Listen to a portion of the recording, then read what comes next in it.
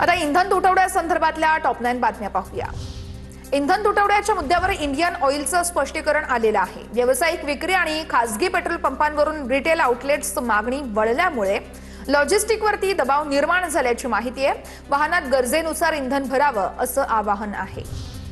जळगावच्या धरणगावमध्ये petrol pump चालकांकडून petrol घेण्यासाठी आलेल्या शेतकऱ्यांसाठी जेवणाची पंगत। पेट्रोल डिझेलचा साठा संपल्यानं डिझेल घेण्यासाठी मुक्कामी थांबलेल्या शेतकऱ्यांसाठी पेट्रोल पंप चालकानं माणुसकी दाखवली आहे। बुलढाण्यामध्ये डिझेलसाठी ट्रॅक्टर चालक शेतकरी आक्रमक झालेत। संतप्त वाहन चालकांकडून पुणे नागपूर मार्गावरती रास्ता रोको करण्यात आला। आंदोलनामुळे काही काळ वाहतूक ठप्प झाली होती। जालन्याच्या भोकरदनमधील सिल्लोड रोडवरील पंपावर नागरिकांची गर्दी झाली। पंपावर दुचाकी आणि चारचाकी वाहनांसह ट्रॅक्टरच्या रांगा लागल्या।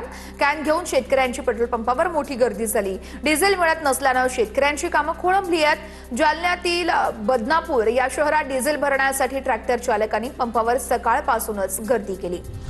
मुक्ताईनगरच्या कुऱ्हा परिसरातील पेट्रोल पंपावरती पेट्रोल डिझेलची टंचाई। कुऱ्हा काकोडा इथं पेट्रोल पंपावरती 1 किलोमीटर पर्यंत वाहनांच्या रांगा लागल्या। गर्दी वाढत असल्यानं 5 ते 6 तासातच इंधन पुरवठा संपत असल्याची पंप चालकांची प्रतिक्रिया आहे।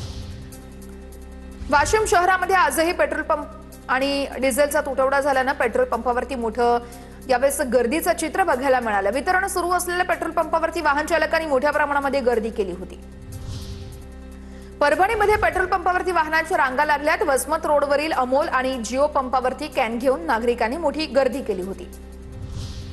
बुलढाण्याच्या चिखलीतील मुख्य बाजारपेठ परिसरातील पेट्रोल पंपावरती वाहनांच्या रांगा लागल्या। वाहन चालकांनी पंपावरच्या रांगेतच रात्र काढली आहे। सकाळी देखील वाहनांची 1 ते 1.5 किलोमीटर पर्यंत रांग होती। धाराशिवच्या ग्रामीण भागामध्ये डिझेल पेट्रोलचा तुटवडा निर्माण झाला। डिझेल संपल्यानं शेतकरी आणि सर्वसामान्य हतबल झालेत। शेतामध्ये ट्रॅक्टर उभे करून शेतकरी कॅन घेऊन पंपावर दाखल झाले। मालवाहतूक वाहनं पेट्रोल पंपावरच थांबून होती। नीट प्रकरणी अनेक धक्कादायक खुलासे होत आहेत। त्या संदर्भातल्या टॉप 9 बातम्या पाहूया। नीट परीक्षेच्या 1 दिवस आधीच मोठेगावकरनं विद्यार्थ्यांना पेपर दिला। विद्यार्थ्यांची उजळणी घेतानाचा मोठेगावकरचा व्हिडिओ सोशल मीडियावर व्हायरल झालाय। विद्यार्थ्यांच्या पालकांशी मोठेगावकर लाखोंचे तोंडी डील करायचा सूत्रांची ही माहिती आहे। पैशांनुसार नोट्स आणि कोचिंग मिळायचं सूत्रांची माहिती आहे। बदनामी होईल म्हणून पालक मोठेगावकर विरोधात समोर येत नसल्याचं चित्र आहे। नीट प्रकरणाचे धागेदोरे बीडपर्यंत आता पोहोचले होते आणि आता अंबाजोगाईपर्यंत हे धागेदोरे पोहोचलेले आहेत। अंबाजोगाईमध्ये 2 विद्यार्थ्यांची चौकशी होते। विद्यार्थ्यांचे मोबाईल आणि मेमरी कार्ड देखील ताब्यात घेतल्याचं कळतंय। चौकशी करण्यात आलेले हे दोन्ही बहीण भाऊ असून ते लातूर येथे शिक्षण घेत होते। नीटची प्रश्नपत्रिका पुण्यातूनच राजस्थानपर्यंत पोहोचल्याचं सीबीआयच्या तपासात उघडकीस आलंय। पुण्यातील आरोपींकडून टेलिग्रामच्या माध्यमातून पीडीएफ फाईल्स गुरुग्राम मार्गे राजस्थानमधील विद्यार्थ्यांपर्यंत पोहोचवण्यात आल्याचं समोर आलंय। 150 प्रश्नांसाठी 10 लाख रुपयांचा व्यवहार झाल्याचं तपासात निष्पन्न झालेलं आहे। कॉपीवाले मेडिकलमध्ये गेले, हुशार मुलं मात्र मागे राहिली। लातूर पॅटर्नवरती आष्टीचे माजी आमदार भीमराव धोंडेंचा घणाघात। लातूरमध्ये पेपरफुटीचा खेळ 15 वर्षांपासून सुरू असावा असाही व्यक्त केला संशय। पुणे सीबीआय मुख्यालयामध्ये संशयित पालक विद्यार्थ्यांची चौकशी। नीट पेपरफुटीच्या संपर्कातील संशयित पालक विद्यार्थ्यांची चौकशी। मोबाईल, लॅपटॉप, बँकेची कागदपत्र घेऊन चौकशीसाठी बोलावण्यात आलं। लातूरच्या औद्योगिक वसाहतीतील क्लासेसच्या इमारती पाडा। आरटीआय कार्यकर्ते मल्लिकार्जुन भाई कटींची मागणी आहे। नियमबाह्य पद्धतीने क्लासेसच्या संचालकांनी भूखंड खरेदी केल्याचाही आरोप आहे। मोठेगावकरचे औद्योगिक वसाहतीत 9 प्लॉट असल्याचा मल्लिकार्जुन भाई कटींचा दावा आहे। नीट पेपरफुटी प्रकरणी फेक टेलिग्राम चॅनेल्सवरती कारवाई होणार। उच्चस्तरीय बैठकीमध्ये केंद्रीय शिक्षण मंत्री धर्मेंद्र प्रधान यांचे कडक निर्देश आहेत। नीटमधील संभाव्य त्रुटी ओळखून उपाययोजनांवर सविस्तर चर्चा। सोशल मीडियावरती पसरवल्या जाणाऱ्या अफवांसंदर्भात चिंता व्यक्त। नीट परीक्षेच्या गोंधळाचा राज्यभरातील इंजिनिअरिंग, फार्मसी अभ्यासक्रमांवर मोठा परिणाम। नीट पुनर्परीक्षा होऊन गुण जाहीर होत नाही तोपर्यंत एमएचटी सीईटी प्रवेश प्रक्रिया रखडणार आहे। आता पाहूयात टॉप 9 मोठ्या बातम्या। कांदा उत्पादक शेतकरी आता तिहेरी संकटात। आखाती देशांमधील युद्धामुळे कांदा निर्यात ठप्प झाली आहे। व्यापारी असोसिएशन सोमवारपासून लिलावात सहभागी होणार नाहीयेत। नाशिकमध्ये सुचितानगर परिसरात मोठी घरफोडी करत 25 लाखांची रोकड आणि 15 तोळं सोनं लंपास झालेलं आहे। दीपांश अपार्टमेंट मधील फ्लॅटमध्ये पहाटे 5:30च्या सुमारास 3 अज्ञात चोरट्यांनी प्रवेश केला। घरातील सदस्य हॉटेलमध्ये गेल्याची संधी साधून चोरट्यांनी डल्ला मारला। मुंबई नाका पोलिसात या प्रकरणी गुन्हा दाखल झालेला आहे। राज्य राखीव पोलीस दलातील पेपरफुटी प्रकरणी युनिटचा समादेशक तुषार पाटील मुख्य दोषी असल्याचं समोर आलेलं आहे। पोलीस महासंचालकांना पाठवला अहवाल, सूत्रांची माहिती समोर आली आहे। जळगावच्या सराफा बाजारात सोनं चांदीच्या दरामध्ये वाढ झाली आहे। सोन्याच्या दरात 1000 रुपयांची तर चांदीच्या दरात 2000ची वाढ झाली आहे। जीएसटी सह सोन्याचे दर 1,62,225 रुपयांवर पोहोचलेत।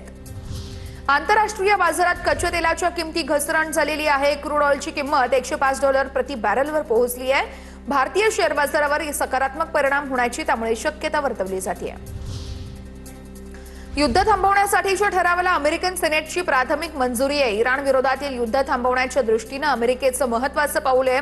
डेमोक्रॅटिक पक्षाच्या पुढाकाराने सुरू असलेल्या प्रयत्नांना अखेर यश आलंय।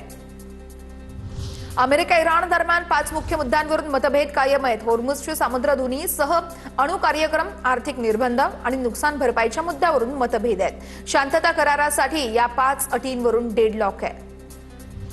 मोदी शहांविरोधातील वक्तव्याप्रकरणी राहुल गांधींविरोधात तक्रार आहे। पंतप्रधान मोदी आणि अमित शहांना गद्दार संबोधल्यानं भाजयुमोचे प्रवक्ते अभिषेक दुबे यांच्याकडून तिगरी पोलीस ठाण्यात तक्रार देण्यात आली आहे। राहुल गांधींविरोधात गुन्हा दाखल करण्याची तक्रारीत मागणी आहे।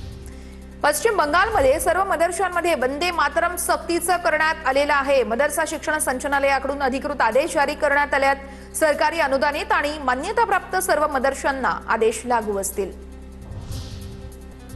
राज्यभरात तापमानाचा कहर सुरू आहे। त्या संदर्भातल्या टॉप 9 बातम्या बघूया। नागपूरमध्ये उन्हाचा पारा 46 पार गेलेला आहे। सिग्नलवरती फॉगर लावण्यात आलाय। फॉगरमुळे सिग्नलवरती थांबणाऱ्या वाहन चालकांना मोठा दिलासा मिळतोय। या उपक्रमाचं नागरिकांकडून कौतुक केलं जात आहे। अकोलामध्ये उष्णतेचा कहर कायम असून जिल्ह्याला रेड अलर्ट जारी करण्यात आलेला आहे। पुढील काही दिवस तापमानात आणखी वाढ होण्याची शक्यता आहे। हवामान विभागाकडून व्यक्त करण्यात आलेली आहे ही शंका। नागरिकांना त्यामुळे दुपारच्या वेळेत बाहेर न पडण्याचं आवाहन करण्यात आलंय। चंद्रपूर जिल्ह्याला हवामान विभागाकडून उष्णतेचा ऑरेंज अलर्ट जारी करण्यात आलेला आहे। तर उद्यापासून 3 दिवस तीव्र उष्णतेच्या लाटेचा येलो अलर्ट आहे। चंद्रपूरचं तापमान हे 46 अंशांवर गेलंय, त्यामुळे खबरदारीचं आवाहन केलं जात आहे।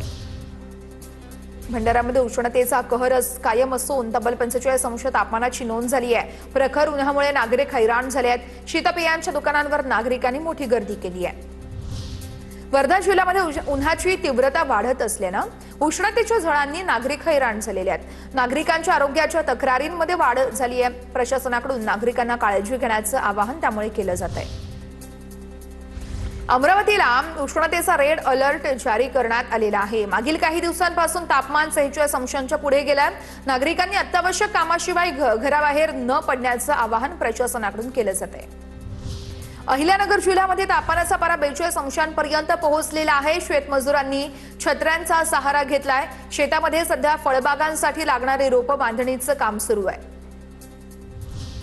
ठाण्याच्या शहापूरमधील गुंडे डेहणे गावात भीषण पाणी टंचाई निर्माण झाली आहे। पाण्याचे स्त्रोत कोरडे पडले आहेत, त्यामुळे नागरिकांची पाण्यासाठी भटकंती सुरू आहे। पिंपरी चिंचवडकरांसाठी चिंता वाढलेली आहे। शहराला पाणीपुरवठा करणाऱ्या पवना धरण साठ्यात झपाट्यानं घट होतीये। आगामी काळामध्ये पाणी कपातीची शक्यता आहे, त्यामुळे नागरिकांना पाणी जपून वापरण्याचं आवाहन केलं जात आहे।